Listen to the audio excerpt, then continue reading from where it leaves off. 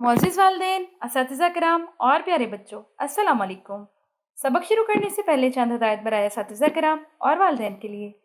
बच्चों को सबक पढ़ाने से पहले इस बात का तयन कर लें कि आया जो सबक आप बच्चे को पढ़ाने जा रहे हैं वो हासिलात ताल्लुम के ऐन मुताबिक है या नहीं।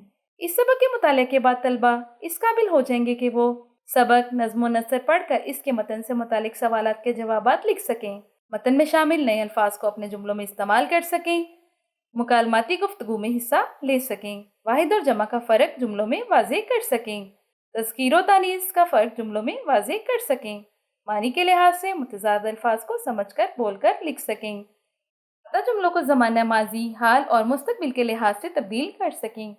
उर्दू में लिखे हुए किसी भी पैगाम, इबारत या अलामत को समझकर रवानी से पढ़ सकें, छुट्टी के दिन की मसरूफियात लिख सकें। सोचें और बताएं। क्या आप दोनों ईदों के नाम बता सकते हैं? क्या ईद उल फितर रोजे रखने का इनाम है? क्या आप जानते हैं ईद उल फितर यकम शवाल को मनाई जाती है, ईद उल अज़हा 10 ज़िलहज को मनाई जाती है। बराए असातिज़ा कराम, तदरीसी मकासद के हसूल को यकीनी बनाने के लिए हर सबक के आगाज़ में हासिलात ताल्लुम दर्ज हैं। ये मादगी के लिए सबक पढ़ाने से पहले सोचें और बताएं कि उन्वान से सवालात और क्या आप जानते हैं कि उन्वान से इजाफी मालूमात फराहम की गई हैं।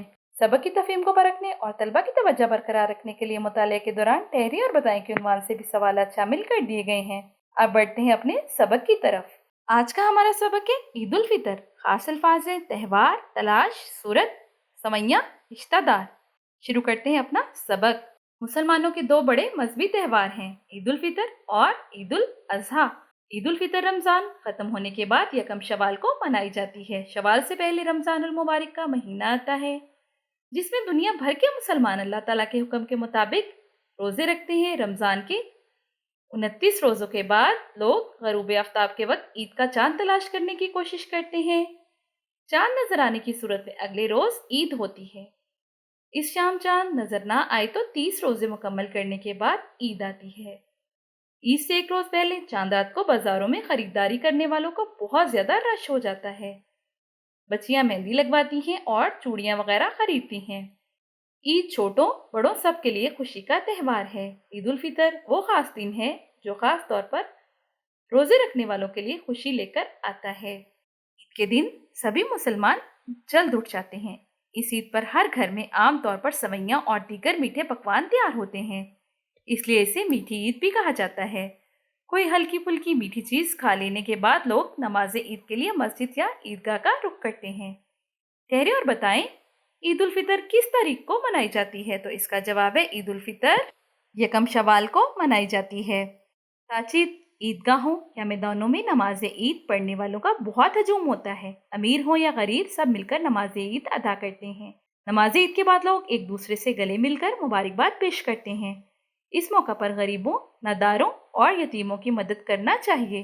नमाज ईद से वापसी पर घर के बुजुर्ग बच्चों को ईदी देते हैं। बच्चे अपनी माओं, बड़े बहन भाइयों और दीगर रिश्तेदारों से भी ईदी वसूल करते हैं और सारा दिन खुशी मनाते हैं। ठहरे और बताएं ईद की नमाज कहाँ पढ़ी जाती है? तो ईद की नमाज मसाजिद, ईदगाहों या मैदानों में पढ़ी जाती है। ईद के रोज रिश्तेदारों, अजीजों, दोस्तों से मिलने मिलाने का सिलसिला जारी रहता है। मेहमान आते हैं, हंसी खुशी की बातें होती हैं। इस ईद पर लड़कियां खूबसूरत और रंगीन लिबास जेबतन करती हैं। लड़के भी दीदा जेब लिबास पहनते हैं। ईद का दिन बहुत गहमा गहमी लिए होता है। एक दूसरे के घर मिठाई या कोई मीठा पकवान भेजा जाता है। मेहमान नवाजी और मिलने मिलाने का ये सिलसिला 3 रोज तक जारी रहता है। सब लोग अपनी हैसियत के मुताबिक खुशी मनाते हैं। ये दिन सबके लिए यादगार होता है। जी प्यारे बच्चों, हमने इस सबक में क्या सीखा? तो हमने सीखा मुसलमानों के खुशियों के 2 बड़े त्यौहार होते हैं, ईद उल फितर और ईद उल अज़हा। ईद मनाने का असल मकसद हर किसी को खुशियों में शरीक करना होता है।